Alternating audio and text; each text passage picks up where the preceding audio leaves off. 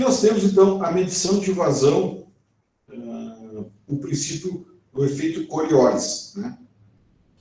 Então, o que acontece? Tá?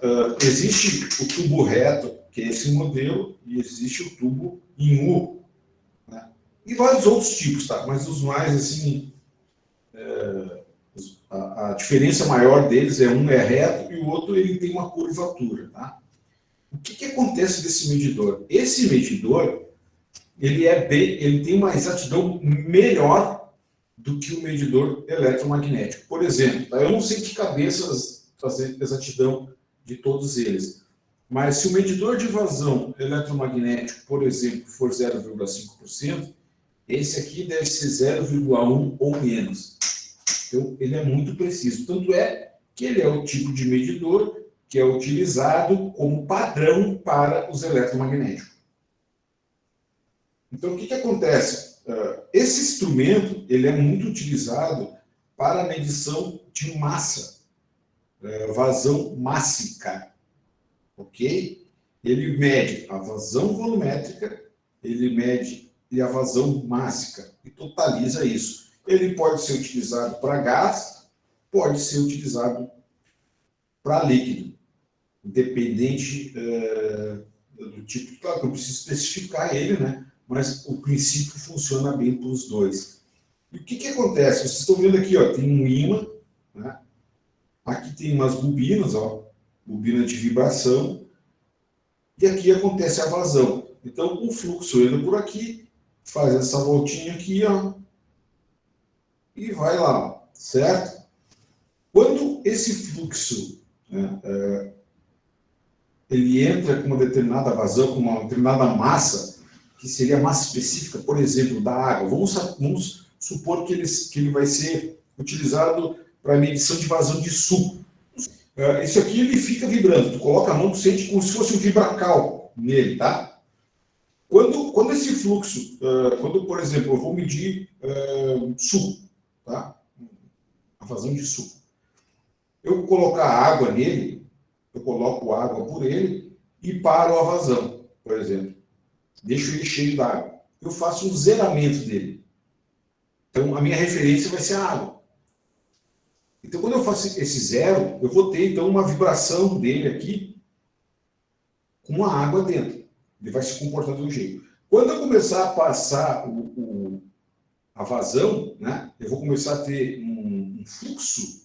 A tendência, tá, é que essa bobina ela começa a perceber que existe uma alteração no processo de vibração. Porque quanto mais fluxo eu passar, mais interferência eu vou ter.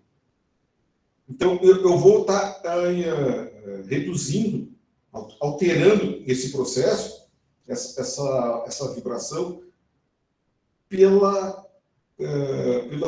quantidade de água ou líquido que for, né, do processo, do fluido de processo que passa dentro do medidor. E claro que se eu tiver um processo com uma densidade X, né, por exemplo, 1,1 e uma densidade 0,8, em ambas as situações, o que vai acontecer? Quando eu tiver uma densidade 0,8, eu vou ter uma perturbação. Quando eu tiver uma densidade de 1,1, eu vou ter uma perturbação maior. Então, com isso, ele vai saber se ele está abaixo da água, porque eu já passei água e já calibrei ele com água, se ele está com uma perturbação acima ou abaixo. E quanto é essa perturbação? Quanto é essa diferença? E aí ele consegue, então, medir também a densidade. Então, por isso que ele tem, então, uma característica muito peculiar de ser utilizado como medidor de vazão padrão. Então, olha só. Aqui o tubo de medição sem fluido, ó. Então, ele tem uma curvatura, ó. Seria aqui uma análise da vibração, de um gráfico da vibração, uma parte do gráfico da vibração. E um outro com o fluido, ó, que é o preto. Ó. Então, vejam que ele altera a forma de onda, né? Ele altera a vibração, ele interfere, ele tem interferência no comportamento, tá, da vibração quando o fluido está com velocidade. E eu consigo também medir velocidade. Então, ele é um excelente medidor. Não é à toa, tá? Que se eu fosse botar valores nele, por exemplo, vamos supor que o medidor de vazão magnético, aquele eletromagnético, custa no mercado 15 mil reais. Se não for isso, é um pouquinho mais, um pouquinho menos, tá? Eu estou fazendo assim um valor, mais ou menos um chute aproximado, né? O magnético, o máximo, esse que é o Coriolis, daria em torno dos 35, 40 mil, acredito eu, tá? Então, por quê? Porque realmente ele é um nível, né, superior.